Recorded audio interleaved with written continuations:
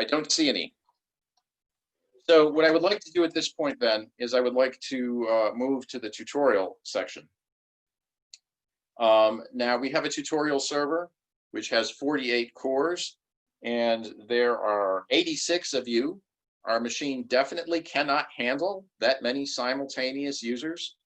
I don't think all of you have signed up to actually do the tutorials, so I think for some of you this will be a demo. If you have signed up for the tutorial, we are working in the background to try and get you access to the machine. And this machine and the tutorials on it will be available for at least a week after the workshop, probably more. And we will be around to assist you with questions. I mean, maybe not to the same level of attention that we're trying to provide today, but we will be around for you. So if you can't get in today, if you can't get everything done today that you want to do, just pay attention and do it on your own later, and come to us with questions. As I said, we didn't quite expect the 160 people to sign up, or 86 people to be looking at this tutorial right now. All right, so what we're going to do, let me close this off. I'm going to share my screen with you in a minute.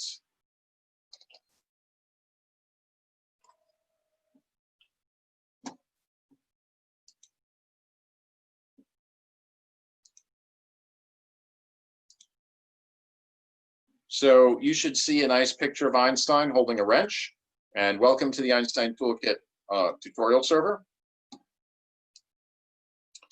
And I'm going to click on sign in with CI logon. And this is already set up to log in with my LSU address. If I want to, what I can do is I can go to https://cilogon.org.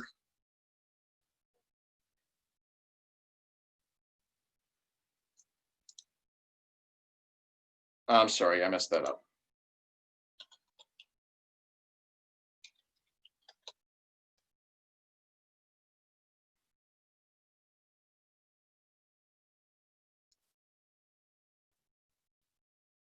Okay, that is not what happened for me yesterday. What it should have done was taken me to the CI logon site and given me the opportunity to do something different than my LSU account. But this is the curse of doing anything live. Suddenly things work differently. All right, I'm going to just log in and continue.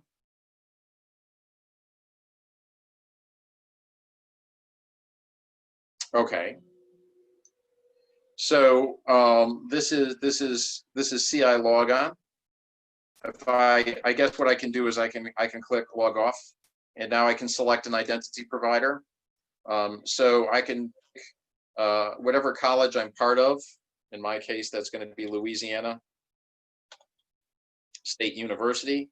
While we do have the possibility of signing up using GitHub or Orchid, for example, we prefer you to use your university logons, because we are giving you the ability to compile and run code on a machine, and we just want to make sure that we know who you are and that you're not doing anything that's going to get us in trouble. Okay, so I'm going to go back to the Einstein Toolkit server.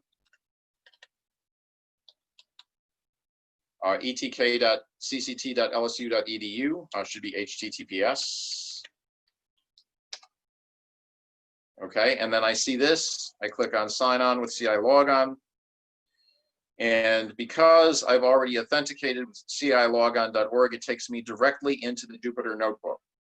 Now, Jupyter is a Jupyter notebook. If you're not familiar with this, this is a tool which gives you an interface to the computer that is halfway between a GUI that you might use in say Windows, and the command line that you're more familiar with if you program in Linux. And so today what we're going to do is we're going to look at a notebook called Cactus Tutorial 08-2020. So I want you, if you've got this open, I want you to click on this link.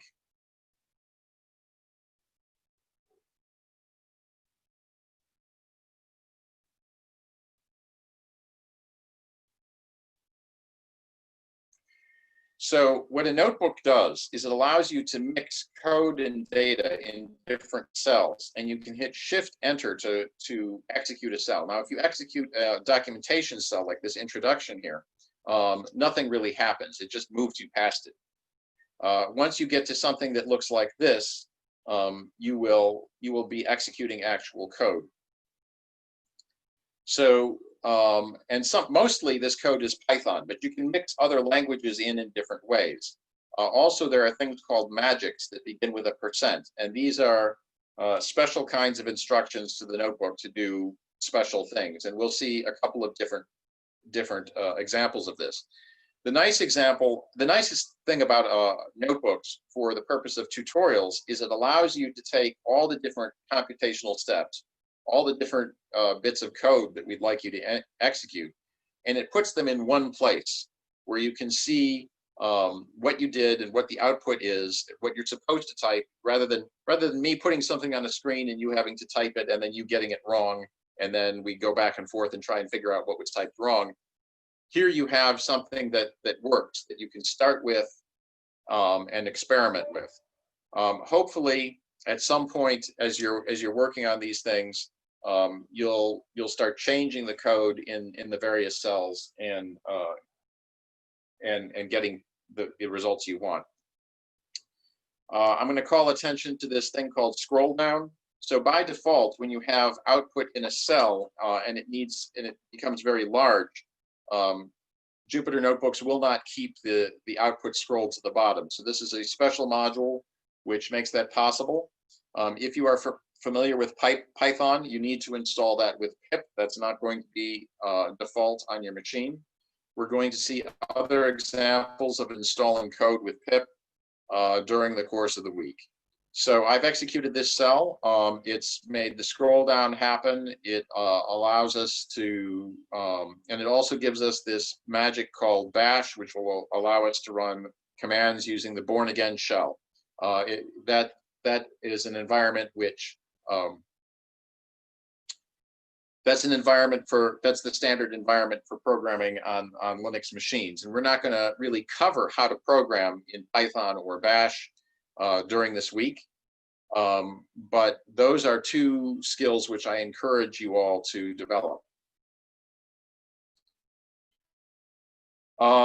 As I speak, if you have questions, what I think we ought to have happen is you should raise your hand, and I can't keep vigilant watch on those things. So I would like to ask possibly Roland, if you could just interrupt me and read me and let me know when there's a question, and we'll try to answer it. Okay, so the first thing that we're going to do is execute cd /. Now, what this is going to do is it's going to change my working directory. This is a bash command. It's the only bash command that I don't really have to have a % bash to do. Okay, so this is going to make sure that I'm sitting in my home directory. The next command that I want to execute is curl. And what curl does is it allows you to download code from using a URL. And in this case, what we're going to do is we're going to download a Perl script called get components, which is a fundamental tool used by the Einstein Toolkit to install the different modules. The concept of get components is it's able to install code from a number of different resources in a number of different types of archives, although these days it's mostly just Git, which allows us to put together a complete code from different locations around the world. So we talked about how Cactus and Einstein Toolkit is collaborative, and one of the ways it's collaborative is you don't have to have all the repositories to build your Einstein Toolkit code base at any single location. It's pieced together from a number of different locations. the next thing we're going to do is we're going to run this. Now, mine has already run. I think what I'm going to do is I'm going to delete my cactus install and just do this over again, just so that you can see it in live action. Now, one of the things I'm going to do, I'm going to switch back to this view here. And on the top, you'll notice there's this tab called New. And from there, you can get a terminal. And this will be a bash terminal. For those of you who are familiar with that, you can just go in here and you can type commands. So pwd, this is the directory I'm in. I'm going to say rm-fr cactus. And delete my cactus install. You shouldn't be doing this, but I'm just deleting the work that I've done so that I can redo it for you and you can see how it goes in real time. So now I'm going to download all that code I just deleted using get components. You can instruct it to run in parallel and potentially speed up download by doing that. Here is, and then this is the thorn list, as we call it. This is a list of modules that we will be using during this workshop. And let me just, okay, what is this? All right, so one of the things that happens with the scroll down module is it doesn't let you do things, it doesn't let you scroll up unless you uncheck this box. So let me see. Ah, okay, so one of the joys of having this many participants is it seems that we've overloaded the server. Let's see. No, it doesn't look like we have. Let me just try that again.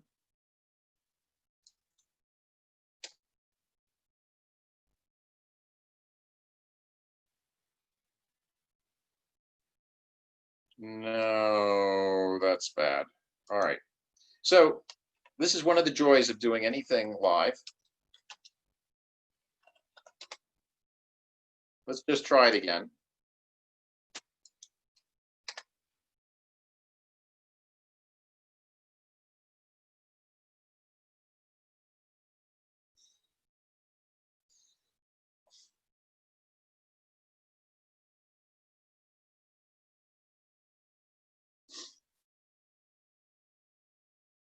So, okay, that looked a lot, that looks like that worked a lot better. Normally I see intermediate output as this downloads everything, but you can see right here that we've downloaded all the different components to the Einstein Toolkit, and they've been installed in various places. I'm going to just pop over to my terminal here, and I'm going to show you what we got. So look at the thorn list here. So what this is going to do is it's going to show you different computational modules. So cactus base boundary comes from this repo. Symbase comes from the same repo. Likewise, you have cactus numerical mol, right? This comes from this repo, which I didn't really mean to click on, but you can do that, and you can look at the different source code repositories. All right, let's also, so we changed directory into the cactus directory that we just created. Let me add a step here, so I can say insert cell below, and I can do ls, and that's going to show us that we have a number of different directories available to us. So we've got arrangements, and underneath arrangements, we're going to have the different arrangements of cactus, which is a sort of a grouping for thorns. We have files about copyright and contributors and such. We have a main make file, which does all the work. We have utils, which has a number of utilities for building cactus. We have src and lib, which contain a lot of the source code. Okay, so what we're going to do is we're going to configure and build cactus, and we're going to do that with a tool called SimFactory, which is installed by the get components. And the first thing that you need to do to make SimFactory work is you have to set it up. And usually we do that with setup silent. It just has to figure out some things about the local machine. What SimFactory is able to do is, I mean, there is a generic setup for Cactus that should work on most machines, but SimFactory contains special knowledge of many high-performance clusters around the country that we try to keep up to date, because these machines have different special mechanisms for, different special libraries that you want to use, different versions of MPI, different batch submission commands, and so on. And SimFactory is an attempt to capture that knowledge and make it possible for you to use supercomputers around the country without having to figure out everything there is to know about the supercomputer. Okay, so the next step is we're going to use the Einstein Toolkit to build the SimFactory. Now, -J2 is the number of processes that one is going to use to do that building. You have to tell SimFactory what thorn list to use, and we're going to give it the thorn list for this workshop. So I'm going to enter that. And this is going to take a while to run because Cactus has a lot to do here. I'm just going to pop over and see how busy the machine is. Not mean to click on that.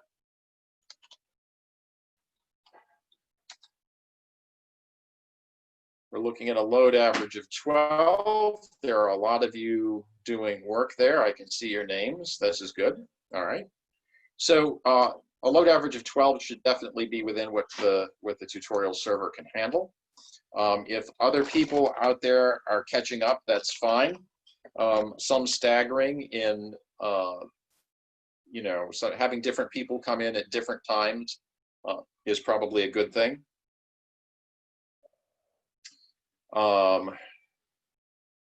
One of the things that has typically happened when I have done this prior to this particular day of the workshop is I see the build commands scrolling by as the build is in progress. For whatever reason, it's holding it off on me. It's not showing me the build as it progresses today. Maybe that has something to do with the amount of load, the amount of bandwidth to and from the server. I'm not certain.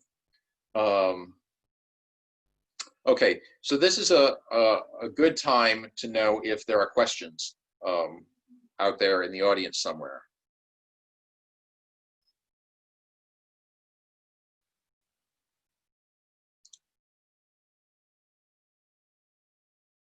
Are there any questions so far? So what we've done is we've shown you how to download the Einstein Toolkit and how to build it. And we've given you some idea of the different concerns that we're managing to try and make that process easier and try and make it modular and allow it to become more straightforward for you to learn how to run in the code and to learn relativity. One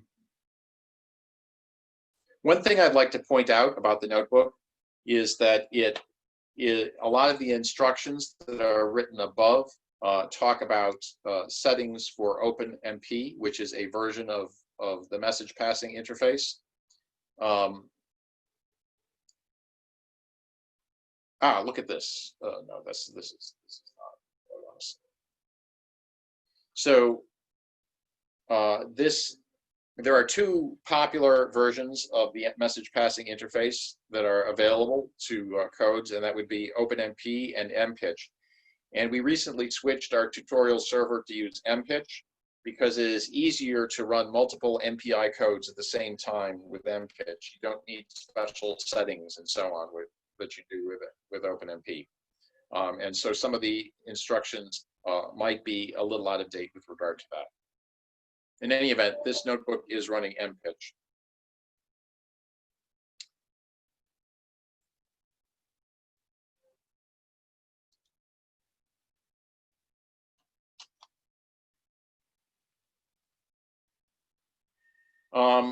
you can see that I have that my make is proceeding. This is showing what make is doing, running my various GCC commands to compile the code.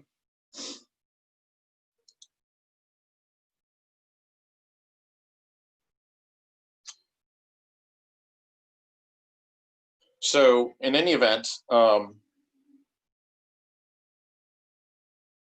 let's see, what else can I tell you about the Einstein Toolkit and about the process of building the code? One of the things to watch out for if you're doing this on your own machine at home is GCC 10. The most recent version of the new compilers has introduced some problems for us. We have some patches that are available to fix that, but at the moment, if you're not using the tutorial server, if you're building on your own machine, trying to follow these instructions somewhere else, you might want to avoid using GCC 10 for the moment.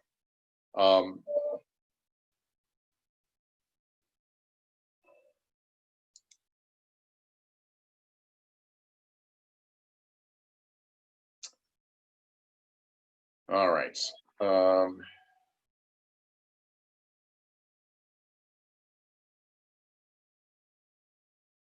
What else can I tell you about?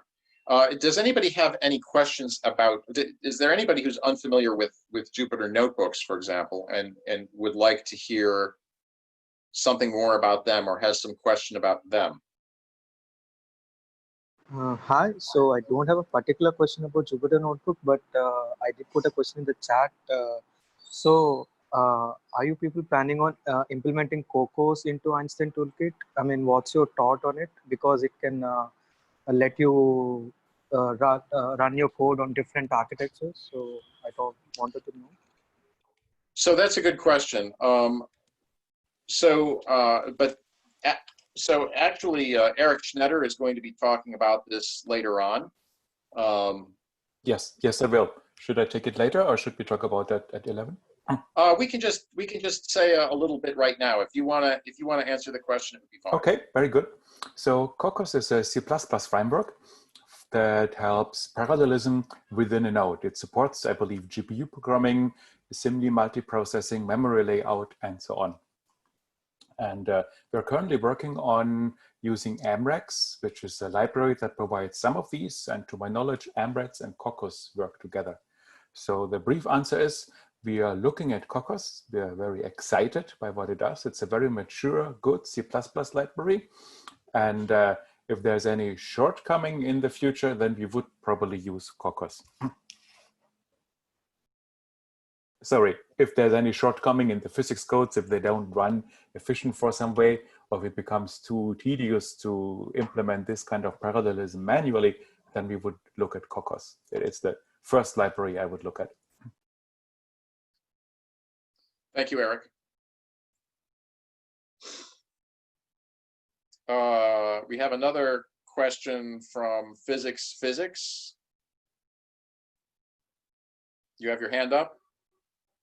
If you'd like to unmute and maybe show your video, and ask your question.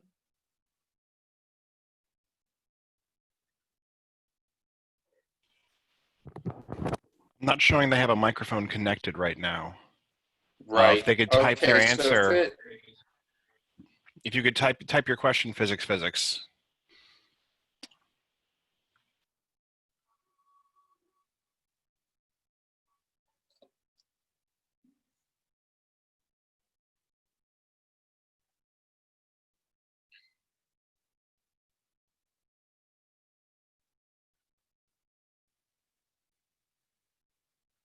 okay, well, maybe they're unaware that their hand is up.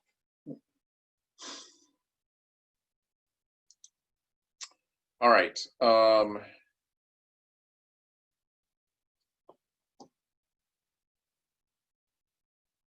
So normally one would see lots of output scrolling by. It's just today, I guess, with the particular loads, we just don't. It looks like a lot of people are building the toolkit. I assume everything is going well, since none of you are asking questions, which is a good thing. It's good to see that things are going well. Although my load average is now up to 67 or 60 something. So this is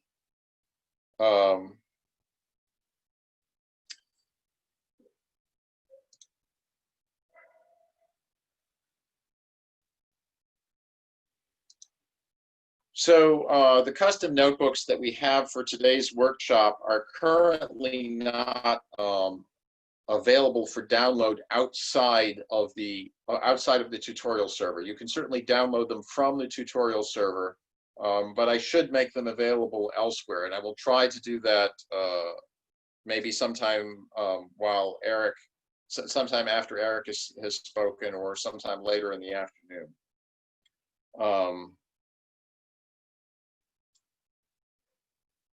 Inside the tutorial server, we have a number of different tutorial notebooks, all of which ought to work. And we hope that as part of your independent study into Cactus, you'll take a look at them, and you will ask us questions and maybe guide us in the creation of new ones to help you understand how to do more things with Einstein Toolkit. The load average has dropped to 40 something, which is a good sign. This is a 48 core machine, so it should be okay with that level of processing. And my build failed. I'm just going to rerun the build command because it looks like, what is the cause of the failure? What? Looks like we have another question from, I'm just going to unmute him. Bilal? Hello?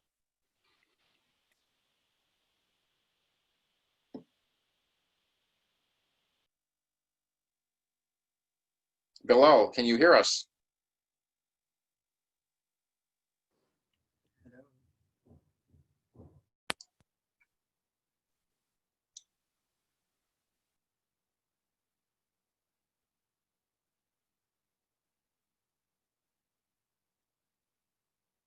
Okay, Bilal has muted again, but your hand is still up. I don't know if you have a question or not.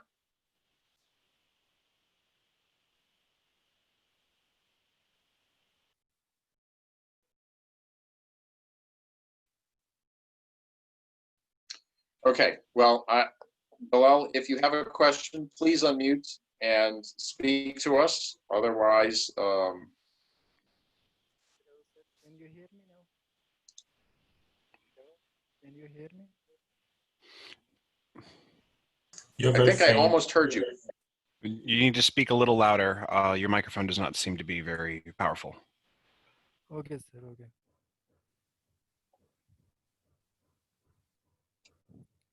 Sir, I want to ask a question that should we need to compile all of the thorn list, or we can modify a smaller thorn list for executing this step? Is it necessary to compile all of the thorn list that Einstein Toolkit has? So, okay, so the question is, do we need to compile all of the modules in the Einstein Toolkit? And the answer is no. In particular, if you look at the tutorial server, what we've done is we've created this Einstein Toolkit 08-2020.th. And that is a specific, that we specifically downsampled the entire toolkit to just use the modules that are necessary for the demos that we have below, the hello world and the single neutron star. You are welcome to experiment with editing these lists yourself, but this was determined to be the minimum list of thorns we needed to run those examples. Okay, sir. Thank you. Thank you, Lord.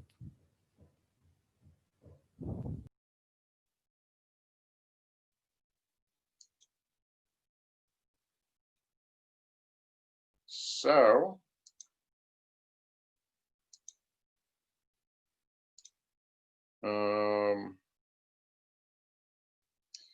All right, so this is one of the curses, I guess, of demos, to see things suddenly run differently on the day that you're doing something than it's run every day up until then. And part of that is doubtless related to the load. Although at 30, load average of 30 to 40, I should still be quite fine, I would expect. Let me just ask, has anybody out there gotten their build to complete? If you do, if you have, raise your hand, let me know.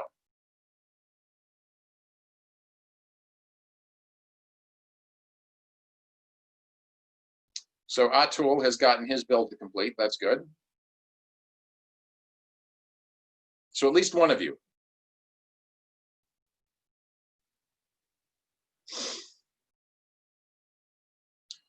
This is probably the hardest step, and it will lay the groundwork for the other tutorials.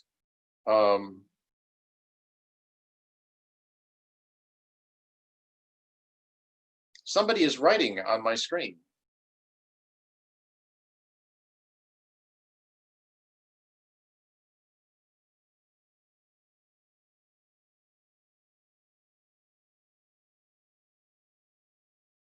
That's fascinating. I didn't know Zoom allowed people to do that. Usually you need to give permissions for that. Did you? I am not aware of having given permissions for that. How do I Are you the clear it? host? Maybe it's Christopher. He's also a host. Maybe he's doing that. Christopher, is this I did not do that. your... No, that's not All right. me. Let me just redo this. I don't know how to turn it off.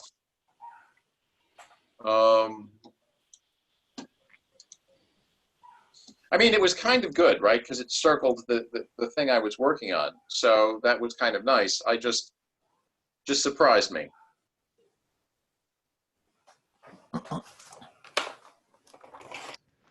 All right, so in any event, while I'm waiting for that, I can show you the output of the previous runs. The Hello World module, for example, will once you have everything completed and you run it, well, you'll see output that looks like this, right? So Cactus will output a little banner with its copyright notice and the little picture of a cactus made out of ones and zeros. It will produce a lot of information then. One of the pieces of information will be the schedule tree. So typically most codes are going to look something like, they're going to say, we do this for initialization, we do this for each time step, we do this periodically, some other thing periodically to do analysis and output. And that is a very high level summary of what you're seeing here. It's got a lot more complication to it, which we won't necessarily go into all the detail about that right now. But that's essentially what this is showing you. It's showing you that schedule. And the Hello World module inserts its pieces into that. And if you've built everything correctly, you should see that. The next thing that you're going to want to do is run a single neutron star simulation. And one of the things you can do with a notebook is you can use it as a kind of an editor. So %write file is a magic that tells the notebook to write a file, in this case to this directory. So everything that you put in this file will then, in this cell, will get written out. If you like to see line numbers in your cells, you can do that as well. You can say Control M and then L, and it will turn line numbers on for you. I always like to see line numbers. Anyway, this is a parameter file which tells Cactus how to do a neutron star simulation. And there's too much in here for us to explain everything that's going on. But basically, right, the active thorns are the thorns that you need to have it present in memory to run the simulation. This tells you that we're going to end the simulation based on simulation time, and this is the final simulation time when it will be done. And this is other termination triggers. We can trigger if the simulation takes more than 24 hours, you know, it can stop from that. And we have other parameters of that nature. Next, we describe the grid. It's going to go from 0 to 24 in its physical space for X, Y, and Z axis. We're going to describe the boundary layers and so on. What kind of symmetries are present in the system, what hydro is doing, and so on, right? NAND checker is going to watch the simulation to see if any variables wind up as NANDs or not a number. This is a sign that something has gone wrong with the computation, and NAND checker will allow us to terminate in that case. And these are variables that we watch for these NANDs. Anybody who's familiar with numerical relativity will recognize the terms lapse and shift, which describe how the space-time is sliced up, and we can describe those things here. Numerical relativity often requires dissipation with adaptive mesh refinement, and that describes variables for which that needs to be applied. And so on. So you see there are numerous complex options that apply to a number of different modules. So this is the thorn that the parameter belongs to, and this is the parameter itself. And so there are a lot of these that are required to do something like a neutron star simulation. When you run them, you can use SimFactory create submit, and that's going to run your simulation in the background. When you run in the background, so if you're on a cluster, what that's going to do is it's going to put your job through the batch queue system. It'll go through Slurm or Torque or whatever your system uses. Most systems use Slurm these days. But if you're running just on your desktop or on this server here, it's just going to run it as a background process. You can use the SimFactory command list simulations to show you which simulations you have running at the moment, if any. And in this sample output that you see below, this shows, you know, a single job TOV-ET active running, and it gives you a job ID. You can also watch the job live as it progresses. Now, given the way the output in the notebook has been working today under load, this might not be the same experience as I normally get from this, but this shows you what you would see during the course of an evolution. You see various startup information from the Einstein Toolkit, and then you see a summary of what happens at iteration 512, 1024, and so on. The maximum of the density during the simulation, which, you know, can give you an idea if things have gone wrong or not. And then at the end, some summary information. So, and with the minus follow option, it will show you the information live being generated by the simulation. And when the simulation is over, the cell will mark itself as done and will complete. However, one of the things you can do is stop a running simulation, and here's the command to do that. We have it commented out just so that you don't accidentally kill a simulation that you're trying to actually see. The next thing that we do is plot the output. Now, there is some nice features of Jupyter Notebooks is that they integrate with graphics, matplotlib, available in Python, and you can use matplotlib to plot a lot of data from the Einstein Toolkit if you so choose. And here we walk through examples of how to do some plots from the neutron star data. So we get the output directory. We load the data with os.p open here, and then we're going to take the data and we're going to load this particular gen from text is numpy command to load ASCII data into memory as a numpy array. And then we'll be able to plot the array. And this is the plot that you should see.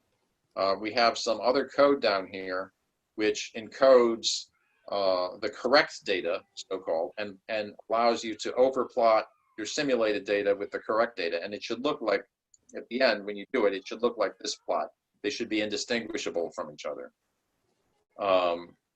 And then once you've done that, you should feel a sense of accomplishment, because you have completed running the Einstein Toolkit. You've completed in downloading, compiling, and running the Einstein Toolkit to simulate a neutron star.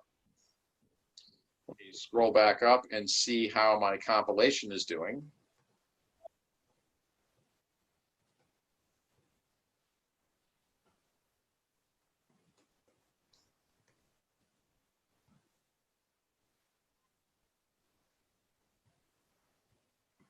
Ah, look at that, it finished. So this is showing that the Einstein Toolkit has been built. And so now I can actually run my hello world.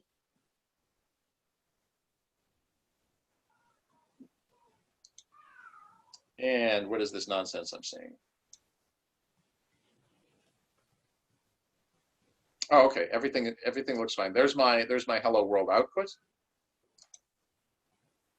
And so then I can proceed to the next steps, writing out this parameter file, which is again just Shift Enter, and then setting the simulation to running.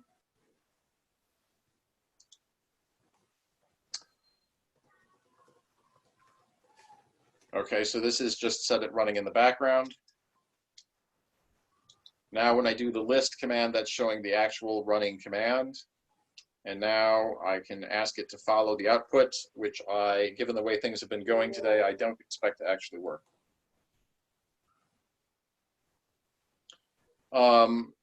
It's been brought to my attention that some people have increased the number of processes used to compile the Einstein Toolkit. While the Einstein Toolkit is designed to let you do that kind of thing, given the load on the server, we recommend that you just stick with the -J2. Just so that we can all, so that everybody can do things.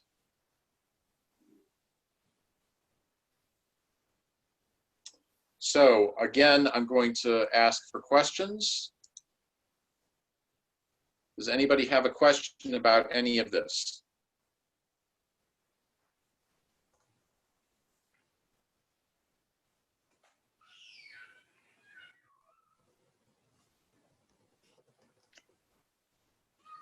Atul, did you just, go ahead. Yes, I have a question. Sorry, it's a quick one. So the different things that we put in the final par file command line. So meaning there's -- procs equals 2, num threads equals 1, and ppn use equals 2. I wanted to know what's the difference between these, in particular ppn used and procs. And then there's also SMT.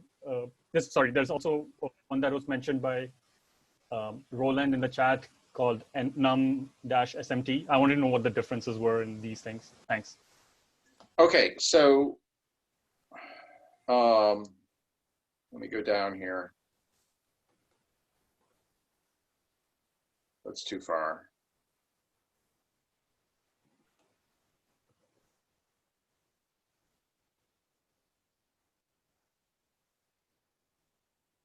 All right, so procs is going to be the number of processes you want your simulation to run on. And ppn used is going to be the number of processes on a single node. So if I didn't have this ppn used here, I believe what SimFactory was trying to do was trying to run it on 2 nodes. And since the tutorial machine only has a single node, it was failing. Then there's the number of threads, which would be the number of threads the number of threads that each processor is using. Listed another one, and I never used that one, and I don't know what the num-SMP or something, I think you said. SMT, yeah. Yeah. Yes, if I can briefly explain that. So Intel So- calls it hyper-threading. Other CPU manufacturers have different names for that. And that just says whether to enable hyper-threading or not, if the system provides it. It's a bit of an iffy option because the operating system can enable it or hide it. So I would just ignore it today, and we can discuss it in a more advanced session later on. Yeah, as I said, I don't ever use that myself. Okay. So. Yeah, thank you. Are there any other questions?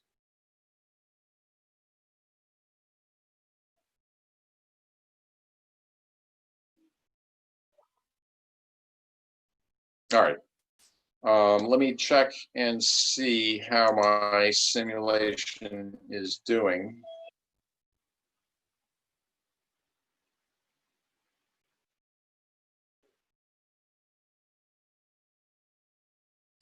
Yeah, so unfortunately, this is not showing a live update as it normally would.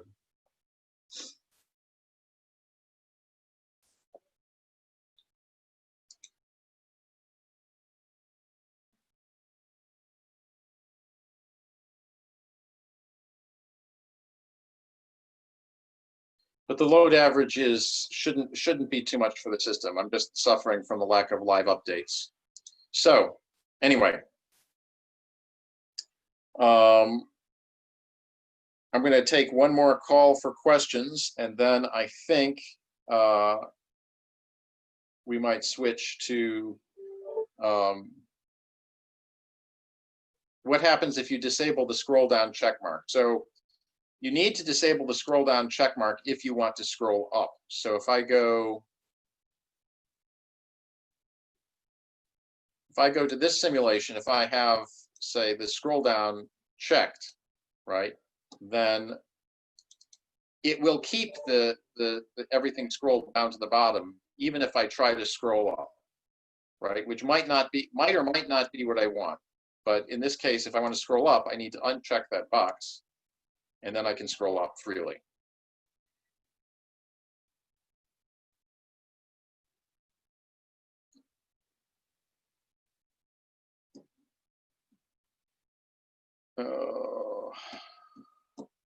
I just saw something else.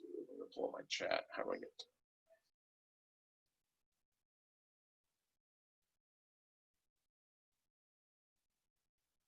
I'm going to stop sharing for just a moment.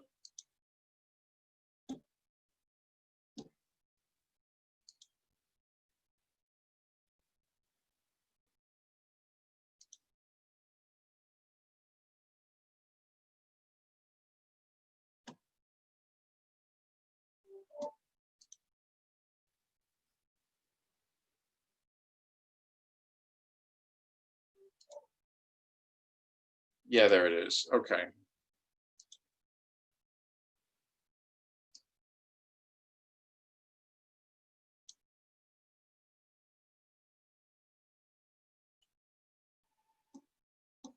All right.